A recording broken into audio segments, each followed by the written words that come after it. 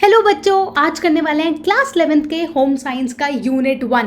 But उससे पहले मैं आपको एक बहुत इंपॉर्टेंट चीज़ बता दूं कि भाई मैं आपकी मेंटोर रहने वाली हूं अगले 2 सालों के लिए फॉर श्योर। क्योंकि क्लास 11th आप मेरे साथ करोगे, उसके बाद क्लास 12th की होम साइंस की भी मैंने वीडियोस डाली हुई हैं एंड ऑल्सो हम CUT के होम साइंस की भी तैयारी करने वाले हैं। तो make sure to subscribe my channel, क्योंकि क्लास 11th के होम साइंस के इससे अच्छे नोट्स आपको कहीं नहीं मिलने वाले।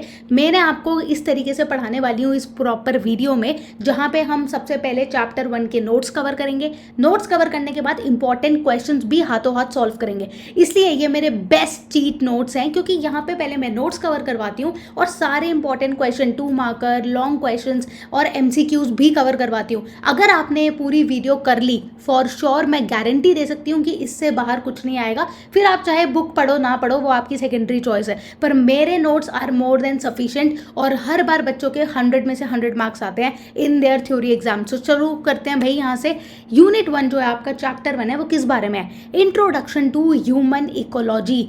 ह्यूमन इकोलॉजी होती क्या है एंड फैमिली साइंसेस। तो अभी आप एक बिल्कुल न्यू हो होम साइंस सब्जेक्ट से, और बहुत सारे लोगों को यही लगता है कि भाई होम साइंस क्या है, कुकिंग करना, बेकिंग करना। बट होम साइंस एक्चुअली में है क्या, पूरी की पूरी थ्योरी आपको चैप्टर 1 में दी हुई है। चैप्टर 1 बोलता है भाई इंट्रोडक्शन टू ह्यूमन इकोलॉजी।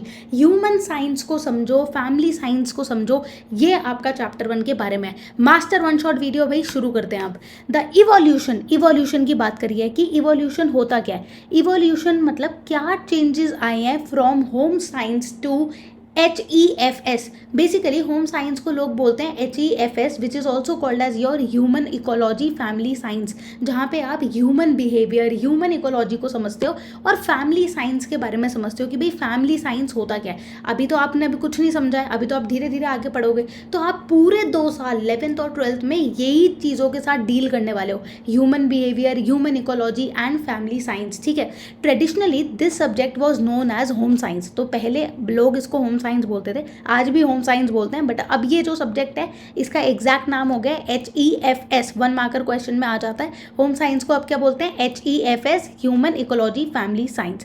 पहले लोग इसको होम साइंस कहते थे। Was often stereotyped as just cooking, sewing and household management. तो पहले क्या लगता था लोगों को कि भाई खाना बनाना, सिलाई कढ़ाई करना और हाउस होल्ड काम करना, घर का काम करना, यही होम साइंस होता होगा। But today it has evolved a lot, और आज के टाइम में ये बहुत इवॉल्व हो गया है।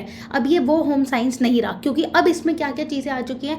Multi disciplinary scientific field called as human ecology and family science. अब ये एक प्रॉपर स्टडी हो गई है कि कैसे आपको ह्यूमन बिहेवियर, मतलब एज एन ह्यूमन बींग आपको कैसे एनालिसिस करना है, और family matters, family science, ecology को पूरा का पूरा समझना है। It studied how human beings interact with their social, physical and cultural environment. कहने का मतलब है कि अगर एक इंसान है तो वो फिजिकली और लोगों से कैसे इंटरेक्ट करता है, अपने सोशल इन्वायरमेंट पे कैसे इंटरेक्ट करता है, और वो कल्चरल इन्वायरमेंट पे कैसे अफेक्ट करता है। तो इन तीनों चीज़ों के साथ डील आता है। तो 1 मार्कर क्वेश्चन कैन कम कि अब होम साइंस को हम क्या बोलते हैं? हम बोलते हैं HEFS। और ये क्यों बोलते हैं? Why do we say that the home science has evolved a lot, और बहुत बदल गया है? Because human beings are now very much developed. अब क्या हो गया? इंसान बहुत ज़्यादा क्या हो गया? डेवलप्ड हो गया है।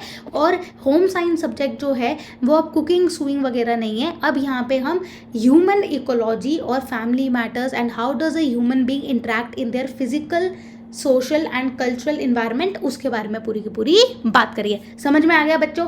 बहुत छोटी सी ये, मैं बता दूं, बहुत छोटी सी मेरी ये PDF है, बहुत छोटे से नोट्स हैं, बस चीज़ों को समझ लो, अपने दिमाग में बिठा लो। अपनी लैंग्वेज में भी लिखोगे ना आंसर, तब भी तुम्हें पूरे नंबर मिलेंगे। मैं इस चीज़ की गारंटी दे रही हूँ। बस ढंग से पढ़ो जो मैम आपको पढ़ा रही है, ठीक है? अगर आप चाहते हो side by side proper notes बनाते जाओ, ये कीवर्ड्स लिख लो। जैसे बता रही हूँ ना, 1 मार्कर क्वेश्चन आ सकता है इवोल्यूशन पे, होम साइंस को HEF क्यों बोलते हैं, साथ साथ लिखते जाओ, कोई बात नहीं। एक तरीके से आपका रिवीजन हो जाएगा। जब लास्ट में पूरी बुक आएगी तो एक क्विक रिवीजन आपके लिए बहुत आसान हो जाएगा, राइट? अब हम इस सेकंड टॉपिक के बारे में बात करते हैं, history of home science in India. भैया होम साइंस का ये जो आइडिया है कि बच्चों को हमें पढ़ाना चाहिए होम साइंस, और ये होम साइंस क्या हो, मतलब लोगों की, तुम्हें मैंने सोच तो बताई दी है कि आधे से ज़्यादा लोगों को अभी भी यही लगता है कि होम साइंस कुकिंग वगैरह है, बट एक्चुअली में अब ये HEFS हो चुका है। एंड अब हम बात करें अगर हिस्ट्री की, कि ये क्यों लोगों को लगा कि ये होना बहुत ज़रूरी है। है। तो थोड़ा सा हिस्ट्री में चलते हैं भाई। हिस्ट्री क्या कह रही है? The formal teaching of home science, बहुत इंपॉर्टेंट टॉपिक है, हिस्ट्री में से क्वेश्चन जरूर आ सकता है 1 marker. The formal teaching of home science in India began during British era. बहुत लोगों को नहीं पता कि जो होम साइंस है ये ब्रिटिशर्स के टाइम पे आया है, ब्रिटिश एरा में ये होम साइंस की टीचिंग आई। A major milestone was establishment of Lady Irwin college in New Delhi. तो ये कैसे शुरू हुआ? सबसे पहले ये एक कॉलेज में शुरू हुआ जिसका नाम क्या है? Lady Irwin college. लिख लो बच्चों, Lady Irwin college in New Delhi 1932। 1932 में लेडी इरविन कॉलेज के टाइम पे ये होम साइंस का सबसे पहला कॉलेज बना। It was founded by prominent women's leader of the Indian freedom struggle. कौन कौन? मतलब ये ना कुछ वुमेन्स ने बनाया, इंडियन फ्रीडम फाइटर्स जो है हमारी इंडियन फ्रीडम स्ट्रगल के टाइम की जो कुछ वुमेन्स हैं वो साथ में मिली और उन्होंने ये कॉलेज बनाया which was lady Irwin college, जो कि आपका पहली बार होम साइंस इंट्रोड्यूस हुआ। अब ये कौन सी फ्रीडम फाइटर्स थी? ये फ्रीडम फाइटर्स थी सरोजनी नायडू, जिसके बारे में तो आई थिंक आपको पता ही होगा कि सरोजनी नायडू कौन है। राजकुमारी अमृत कौर, राजकुमारी अमृत कौर, ठीक है, कमला देवी चट्टोपाध्याय। तो ये सारी जो थी, ये आपको फोटो भी दिख रही होगी, कॉलेज के आगे की है। कॉलेज को ध्यान से पढ़ो तो ये जो बिल्डिंग पे अगर थोड़ा सा तुम ध्यान से पढ़ोगे तो देखो उस पर लिखा भी है कॉलेज की फोटोग्राफी की इरविन कॉलेज है। और ये 3 लेडीज़ की फोटो, बड़ी अच्छी प्यारी फोटो मैंने ढूंढ के लगाई है। तो यहाँ पे तुम्हें दिख रहा होगा सरोजनी नायडू, राजकुमारी अमृत कौर और Kamala Devi Chattopadhyay to promote women's education and apply science to daily life. तो इन्होंने क्या करा? वुमेन एजुकेशन को बहुत ज़्यादा प्रमोट करा और कैसे वो इन साइंस को अपनी डेली लाइफ में इस्तेमाल कर सकती हैं। पढ़ते हैं भाई अपने थर्ड टॉपिक के बारे में। थर्ड टॉपिक जो है वो आपका मीनिंग ऑफ ह्यूमन इकोलॉजी। भाई मतलब क्या है ह्यूमन इकोलॉजी का? Ma'am human ecology family science बोलते हैं होम साइंस को, बट ह्यूमन इकोलॉजी का मतलब ही समझ नहीं आ रहा है। तो भाई ह्यूमन इकोलॉजी होती क्या है? ठीक है, a biological term referring to how living organism interact in their environment. अभी भी समझ नहीं आया होगा। लिविंग ऑर्गेनिज्म का मतलब कि जैसे मैं हूँ, जैसे आप हो, कैसे एक इंसान अपने इन्वायरमेंट पे इंटरेक्ट करता है। हर बंदा एक जैसा इंटरेक्ट नहीं करता। See I am a very extrovert person, थोड़ा बहुत इंट्रोवर्ट भी हूँ बट काफ़ी एक्सट्रोवर्ट हूँ, right. Being a teacher I am a very extrovert, right. I like to talk a lot. I am you know, मतलब मुझे ऐसा लगता है कि I like to put things on table. मुझे बहुत ज़्यादा डिस्कशंस पसंद है, मुझे चीज़ों को सॉल्व करना बहुत पसंद है। हर किसी की एक अपनी पर्सनैलिटी होती है। तो ह्यूमन इकोलॉजी को ऐसे भी समझ सकते हैं, how you can make your understanding for personality behaviour. हर बंदे की एक अपनी पर्सनैलिटी होती है। Some peoples are very introvert, some people are very extrovert. कुछ लोगों को पसंद है डिस्कशंस करना, कुछ लोगों को पसंद होता है नहीं, वो अपने पास अपने एक कमरे में बंद रहना। तो ये सब क्या है? It's a part of human ecology, right. क्योंकि यहाँ पे क्या है, हम समझ रहे हैं कि इंसान कैसे इंटरेक्ट करता है, how does a human behave, उसके बिहेवियर को समझ रहे हो। So that comes into the human ecology. Human ecology basically क्या फोकस करता है?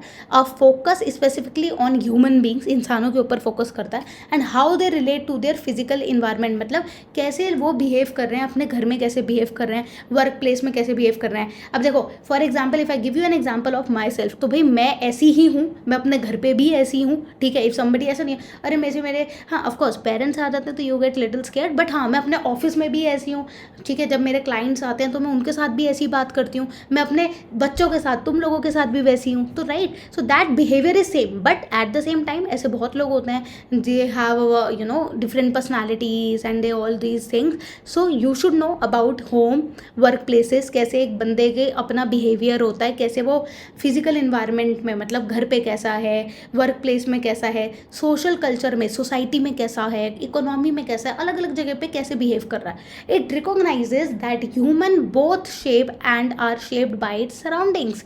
समझे भाई? कोट कर लो ये स्टेटमेंट, ह्यूमन बोथ शेप्स, मतलब इंसान बदलता है और इंसान अपना बिहेवियर भी बदलता है as per the surrounding.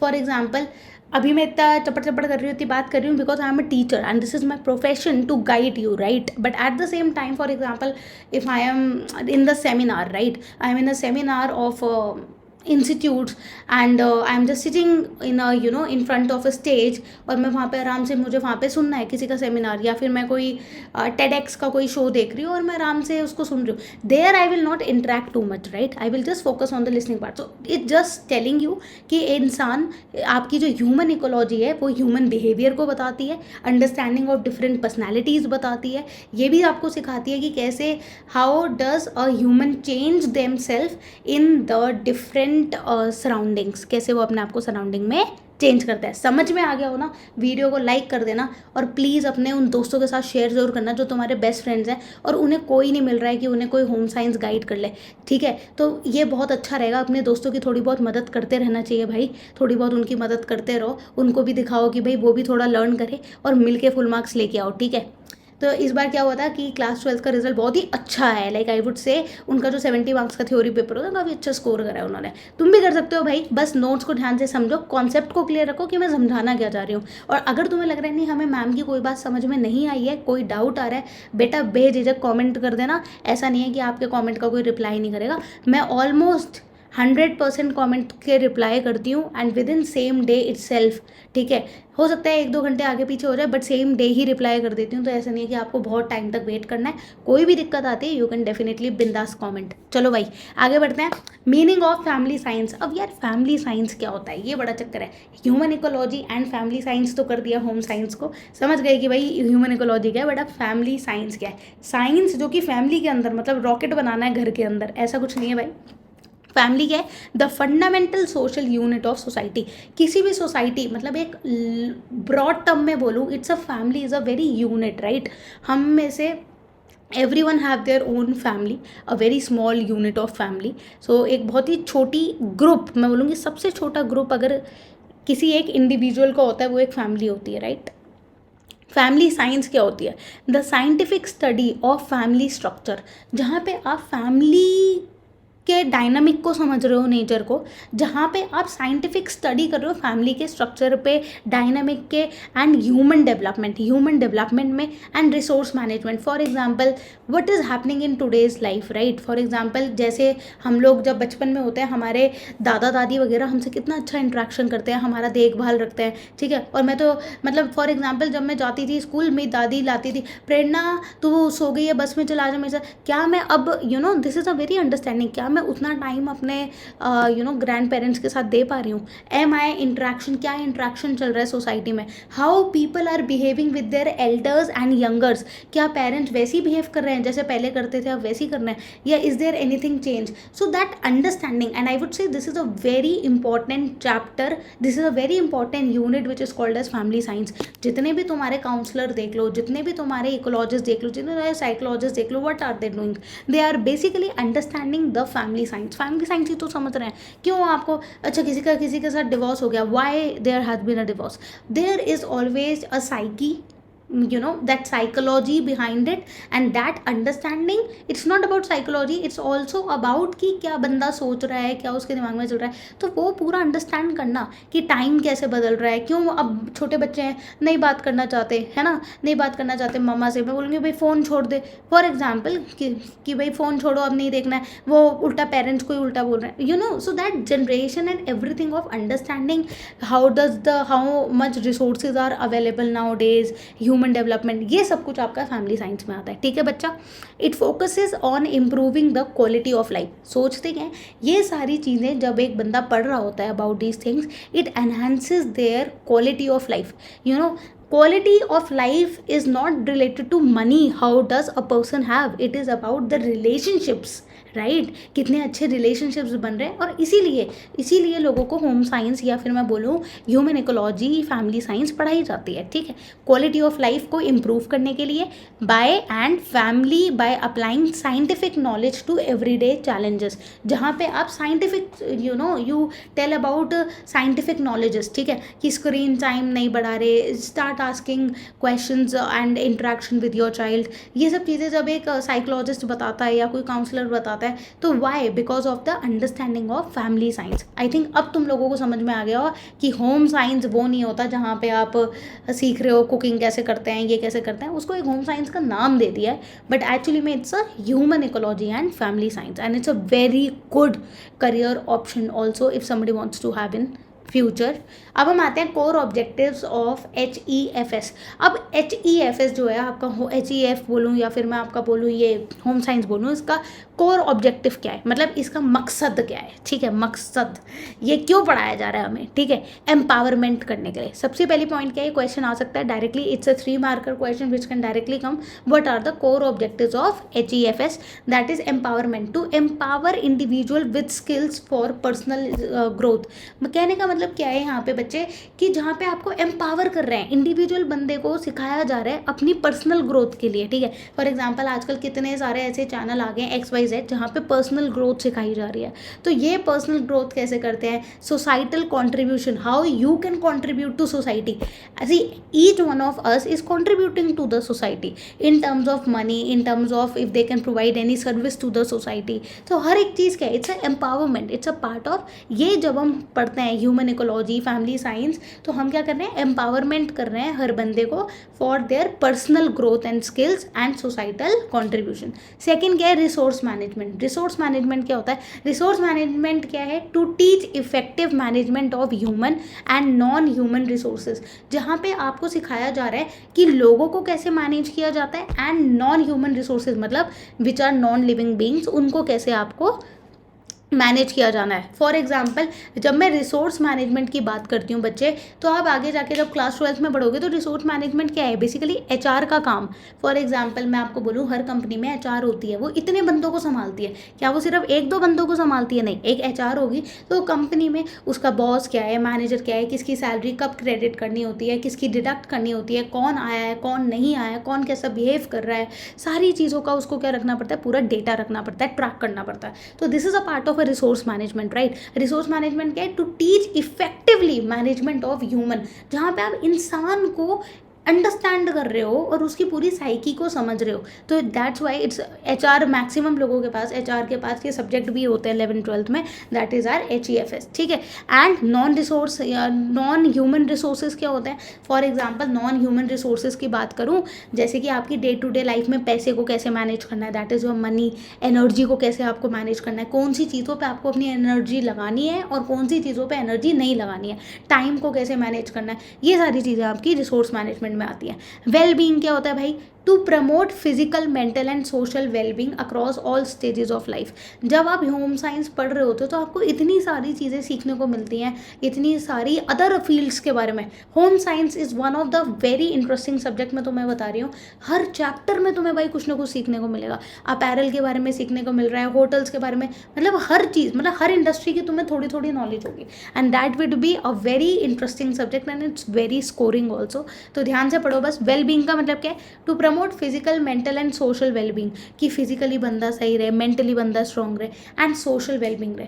Career readiness क्या होता है, to prepare students for diverse professional career. तो जैसे कि मैंने तुम्हें बोला कि होम साइंस तुम्हें बहुत सारी चीज़ें सिखाता है, ठीक है। HEFS क्या है, तुम्हें बहुत सारी चीज़ें सिखाता है, तो तुम कोई भी करियर पाथ ले सकते हो। तुम्हें मन है नहीं मुझे अपैरल फैशन डिजाइनिंग में जाना है, तुम्हारा मन है कि नहीं मुझे होटल मैनेजमेंट में जाना है, तो it's a very much interesting field. If you wanted to go into hospitalities, you wanted to go into HR, if you wanted to go into other positions, so home science is going to give you a lot of deep knowledge about your human psyche, human psychology and human ecology, and how to deal into your family relationships as well, like a counselor or ecologist or psychologist. So over here ये एक chart लगाया मैंने basically कि हम क्यों पढ़ते हैं आपका होम साइंस, पर्सनल ऑब्जेक्टिव्स के लिए, सोसाइटल ऑब्जेक्टिव के लिए, टीम इंटीग्रेशन के लिए, ठीक है। यही 4 पॉइंट अगर आप लिखोगे तो इट्स मोर देन इनफ, ठीक है। अब हम आ जाते हैं, I think this is my last topic, फिर हमें 2 टॉपिक हैं और उसके बाद हम लोग अपने क्वेश्चन सॉल्व करेंगे बच्चों। 6 टॉपिक क्या कह रहा है, relevance of HEFS for both boys and girls. Boys के लिए क्यों ज़रूरी है ये पढ़ना, क्योंकि आज भी बहुत सारे लड़कों को लगता है नहीं होम साइंस है तो लड़कियों का सब्जेक्ट होता है, बल्कि मैं तुम्हें बताऊं जिन बॉयज़ ने ये सब्जेक्ट पढ़ा है they have actually did very well in their careers also. ये मैं खुद बता सकती हूँ, या तो वो किसी ना किसी इंडस्ट्री में काफ़ी अच्छे मैनेजर पोस्ट पे हैं या काफ़ी अच्छी पोजीशन पे है, because they have learn and understand this subject, because this is not something जो आपको लग रहा है ये खाना पकाना है और बेकिंग है और ये सब है, वो सब नहीं है. तो relevance of home science, that is your human ecology family science, क्या है? A common misconception is that this subject is only for girl. तो मैं देखो चैप्टर 1 में आज ही बता दिया कि सबसे बड़ा मिसकंसेप्शन है कि ये चैप्टर, ये जो होम साइंस की किताब बनी है 11th-12th की, ये गर्ल्स के लिए. In reality it's a life skill based subject. ये आपको लाइफ स्किल्स देता है, ठीक है. मतलब आपको ऑल ओवर ग्रोथ देख रहा है वो, कि आपकी पर्सनल ग्रोथ कैसे हो रही है, आप कैसे, ये तो बहुत कॉमन है ना, आप कैसे अपने टाइम मैनेज कर रहे हो, कैसे आप अपने आप अपनी टीम को कैसे मैनेज कर रहे हो, लीडरशिप क्वालिटीज़ क्या होती है, फैमिली रिलेशनशिप्स क्या होते हैं. ये तो बॉयज़ और गर्ल्स में डिफ्रेंशिएट है ही नहीं, बट बहुत लोगों को मिसकंसेप्शन है कि ये गर्ल्स का होता है. Next, shared responsibilities. अब हम बॉयज़ के लिए बात करते हैं. आज के टाइम में why it is important for both girls and boys, because it's in today's modern time both man and women work outside at home, therefore managing household resources. दोनों ही आदमी बाहर काम कर रहे हैं ना. अब ये तो नहीं है ना कि सिर्फ गर्ल्स के लिए ये सब्जेक्ट, क्योंकि आज के टाइम में man and women both are working out, तो ये कुकिंग भी सब काम कर रहे हैं, ठीक है. ये क्या है, आजकल शेयर्ड रिस्पॉन्सिबिलिटीज़ है. कितने घरों में आजकल होता है, oh I have been working from office, तुम खाना बना लो. Those who are married, those who are not, okay they have a friend. तो ठीक है, आजकल कोई इतना ये तो रहा नहीं है कि जब हर चीज़ में इक्वल है. So boys and girls are equal in everything, right, whether it's relationships, when they are having some activities और एनीथिंग. तो मैनेजिंग हाउस होल्ड रिसोर्सेज, कि आप घर का काम मैनेज कर रहे हो या कुकिंग कर रहे हो या चाइल्ड रेयरिंग, मतलब चाइल्ड का ध्यान रख रहे हो, तो दीज आर शेयर्ड रिस्पॉन्सिबिलिटीज. जब शेयर्ड रिस्पॉन्सिबिलिटीज़ हैं तो सब्जेक्ट दोनों के लिए ज़रूरी है. Essential life skill. Essential life skill क्या है? नॉलेज ऑफ पर्सनल फाइनेंस, अपने पैसों के बारे में नॉलेज रखना, फाइनेंस के बारे में नॉलेज रखना, हेल्थ के बारे में नॉलेज रखना, न्यूट्रिशन के बारे में नॉलेज रखना और रिसोर्स मैनेजमेंट के बारे में, फॉर एन इंडिपेंडेंट लाइफ. आपको एक किसी के ऊपर डिपेंडेंट नहीं रहना, ठीक है, आपको किसी पे निर्भर नहीं रहना. तो ये तो दोनों के लिए एसेंशियल है ना. ये तो बॉय हो या गर्ल, दोनों के लिए ज़रूरी है कि वो कैसे अपने पर्सनल फाइनेंसेस को मैटर कर रहा है, चाहे न्यूट्रिशन को कर रहा है, कैसे उसको अपनी बॉडी की टेक केयर करनी है, रिगार्डलेस ऑफ जेंडर, और चाहे वो कोई भी जेंडर हो, राइट. तो this is essential life skill. Third क्या कह रहे हो? Breaking stereotype. Studying home science or HEFS promotes gender equity and breaks traditional partial mindsets, right. जो पुराने हमारे mindset हैं वो टूटते हैं जब ये boys and girls दोनों पढ़ते हैं, ठीक है. and this subject is something very important for both of the genders. equal career opportunities, दोनों के पास equal career opportunities मिलती हैं. ऐसा नहीं है कि वो इंडस्ट्री वाले बोलेंगे नहीं यहाँ तो सिर्फ गर्ल्स ही आएंगी. होटल मैनेजमेंट में ज़्यादातर मैनेजर्स मुझे गर्ल्स से ज़्यादा बॉयज़ देखने को मिली हैं. And why? Because they have this subject and they have a very great knowledge about it also, ठीक है. चाहे आप कोई भी करियर देख लो, चाहे आप अपना होटल मैनेजमेंट में शेफ़ देख लीजिए, चाहे आप एज अ मैनेजर पोजीशन पे देख लो, चाहे HR देख लो, क्या बॉयज़ नहीं होते हैं? होते हैं. इक्वल करियर अपॉर्चुनिटीज़ है. The diverse career option in HEFS are equally open and pursued by both women and man. और ये दोनों को करियर अपॉर्चुनिटीज़ मिलती है, मैन को भी और वुमेन को भी. Scope and career option in HEFS. अब भाई क्या स्कोप एंड करियर ऑप्शन है? ये बुक का पहला चैप्टर आपको ये भी बता देगा कि भाई तुम्हारे पास कुछ करियर ऑप्शन है भी या नहीं है. तो क्या करियर ऑप्शन होता है आफ्टर, क्योंकि आपको इस बुक में क्लास 11th और 12th में बहुत बताया जाएगा डाइटिशियंस के बारे में, न्यूट्रिशनिस्ट के बारे में और फूड के बारे में. सो ऑफकोर्स अगर आपको फूड एंड न्यूट्रिशन के बारे में नॉलेज मिल रही है, you can become a dietitian. आप बहुत अच्छे डाइटिशियन बन सकते हो. क्लिनिकल न्यूट्रिशनिस्ट, जो ऐसे आपको न्यूट्रिशंस बताते हैं, वो बन सकते हो. फूड साइंटिस्ट बन सकते हो, क्योंकि आपको फूड अडल्ट्रेशन के बारे में भी बहुत कुछ बताया जाएगा कि एग्रीकल्चर इंडस्ट्री में क्या हो रहा है, फूड कैसे अडल्ट्रेट किया जाता है. क्लास 12th की बुक्स में है, 11th की बुक में भी है. पब्लिक हेल्थ वर्कर, कि जब एक कंपनी में पब्लिक काम कर रही है, उनके क्या क्या रोल्स एंड रिस्पॉन्सिबिलिटी होती हैं, एम्प्लॉय की क्या होती हैं, एम्प्लॉयज़ के क्या होते हैं, एम्प्लॉयर के क्या होते हैं, उस बारे में भी आपको बताया जाएगा. So it's you can become a good food and nutritionist, मतलब हेल्थ वर्कर बन सकते हो. Now next is human development. Human development क्या होती है? जहाँ पे आप काउंसलर बन सकते हो. जितने भी ह्यूमन डेवलपमेंट है आजकल, देखो स्कूल्स में काउंसलर होते हैं, अलग से फैमिली साइंस वगैरह में होते हैं, ठीक है, जहाँ पे आपके रिलेशनशिप मैनेजर्स वगैरह होते हैं. तो what are they? Basically they are the one who are the counsellors, special educators, जो हमें स्पेशल नॉलेज देते हैं. चाइल्ड केयर, ठीक है, child care administrators and NGO workers. तो आप ह्यूमन डेवलपमेंट में भी जा सकते हो. Fabric and apparel science, being आपको बहुत ग्रेट नॉलेज मिलती है होम साइंस के बाद. You can become a textile designer, fashion merchandiser, आपको एक्सपोर्ट्स की नॉलेज मिलेगी. देख रहे हो ये सब्जेक्ट जो है ना, हर एक इंटरेस्टिंग फील्ड को टच करता है. आपको प्रिंटिंग की नॉलेज देता है, designer, see I have become a designer, मैं खुद भी डिज़ाइनर, तो I know about fashion merchandising, qualities वगैरह क्या होते हैं, कंट्रोल इंस्पेक्टर्स क्या होते हैं। और ये सब करने के बाद आपको कोई छोटे मोटे कॉलेज नहीं, ये पढ़ने के बाद आप किसी भी बेस्ट कॉलेज में जा सकते हो उस पर्टिकुलर फील्ड के। फॉर एग्जाम्पल अगर आप डिज़ाइन में हो तो आप NIFT में चले जाओ, NID में चले जाओ, निफ्ट वगैरह में। अगर आप कम्युनिकेशन एंड एक्सटेंशन कर रहे हो तो आप मास मीडिया वगैरह में जा सकते हो, ठीक है। So it's a very touching to each and every creative field, so that's why this subject is very creative, ठीक है। तो फैब्रिक एंड अपैरल के बारे में बताया है, क्वालिटी हो गया, बुटीक ओनर्स हो गया, टेक्सटाइल डिजाइनर। रिसोर्स मैनेजमेंट क्या होता है? रिसोर्स मैनेजमेंट मतलब जो इंटीरियर डिजाइनर्स हो गए, इवेंट प्लानर्स हो गए, इवेंट मैनेजर्स हो गए, कंज्यूमर एडवोकेट्स, जो कंज्यूमर एडवोकेट्स होते हैं, हॉस्पिटैलिटी मैनेजर जो आपको ध्यान रखते हैं। नहीं अच्छा, को होटल्स में काम करते हैं तो आपने देखा होगा ना कि वो कह रहा होता है कि इनका क्लाइंट का ध्यान रखो, है ना, सारा का सारा पूरा उनको हॉस्पिटैलिटी देना। तो ये सारी चीज़ों को मैनेज करना। कम्युनिकेशन एंड एक्सटेंशन क्या है? जहाँ पे आप जर्नलिस्ट बनते हो, जर्नलिस्ट बन सकते हो, कम्युनिटी एजुकेटर बन सकते हो, सोशल वर्कर भी बन सकते हो। नेक्स्ट क्वेश्चन भाई, अब करने वाले हैं क्वेश्चन। सारे नोट्स कवर हो गए, अब करने वाले हैं क्वेश्चन। देखते हैं मुझे कौन आंसर बताने वाला है, क्योंकि मैं हमेशा बोलती हूँ नोट्स के बाद क्वेश्चन करने बहुत ज़रूरी है। अभी भी बोल रही हूँ, किसी ने चैनल अगर सब्सक्राइब नहीं किया है, लेटर लाइव आती हूँ भाई, डाउट क्लियर करती हूँ आप लोगों के सारे। Make sure to subscribe so that आपको पता रहे। फिर मुझे कॉमेंट करके बाद में किसी ने बोला ना मैम कब लाइव आए, सही बता रही हूँ, वीडियो में से बाहर निकल के सुताई होगी फिर। चलो शॉर्ट आंसर टाइप क्वेश्चन करते हैं। Why was the name change from home science to human ecology and family science? मेरे हिसाब से मुझे इसका आंसर पढ़ने की ज़रूरत भी नहीं है, चलो एक लाइन पढ़ लेते हैं भाई।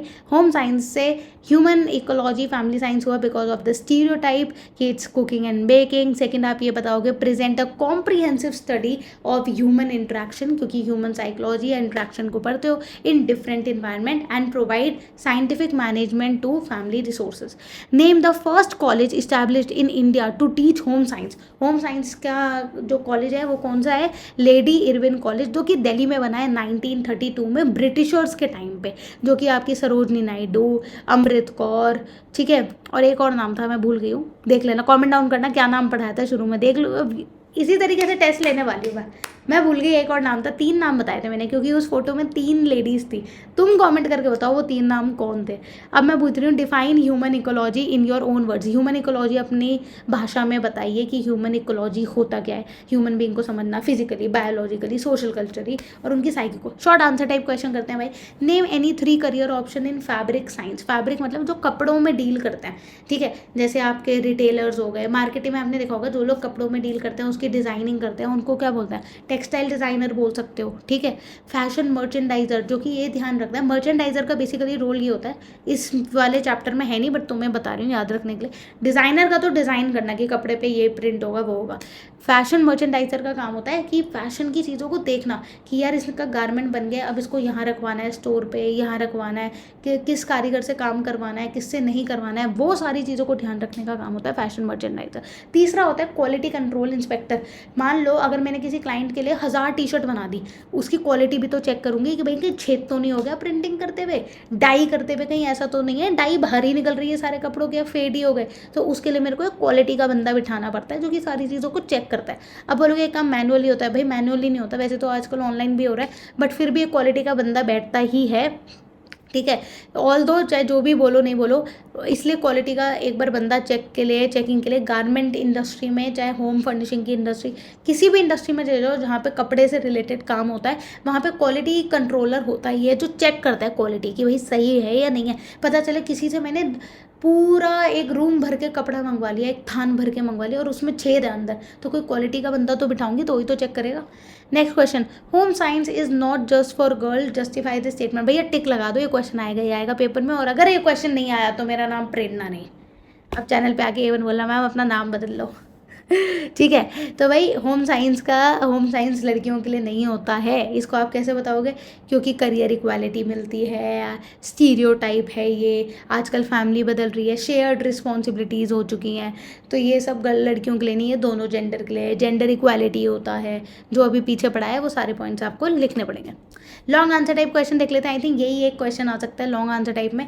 Explain the core objective of studying human ecology and family science. ठीक है, मैं ये नहीं बोल रही कि इसमें से लॉन्ग क्वेश्चन आएगा, तुम्हारे पीरियोडिक में ज़रूर आ सकता है, you in your this half yearly periodic और ये जो यूटी शूटी होता है तुम्हारे, उनमें आ सकता है। वैसे तो ये 5 नंबर का क्वेश्चन इस चैप्टर में से नहीं आता, बट देने वाले तो दिल से कुछ भी दे सकते हैं, स्कूल की टीचर हैं तो कुछ भी दे सकती है। Explain the core objective of studying human ecology and family sciences, how does it benefit an individual, और किसी बंदे को ये क्यों बेनिफिट करता है, इसको क्यों पढ़ना चाहिए। होलिस्टिक डेवलपमेंट, होलिस्टिक डेवलपमेंट का मतलब क्या होता है, ओवरऑल डेवलपमेंट होती है, क्योंकि आपको इसमें हर फील्ड के बारे में पढ़ाया जा रहा है, न्यूट्रिशन के बारे में, डाइटिशियन के बारे में, फैब्रिक के बारे में, कल्चर के बारे में, ह्यूमन डेवलपमेंट के बारे में, रिसोर्स मैनेजमेंट के बारे में, कम्युनिकेशन के बारे में, सारे में तो पता है सारे चैप्टर्स के नाम देती हैं क्लास 12 के, तो तुम्हें ये सारी चीज़ें पढ़ाई जा रही हैं। And promoting your physical mental health, तो एक होलिस्टिक डेवलपमेंट, बंदे की पूरी पूरी ओवरऑल डेवलपमेंट हो रही है।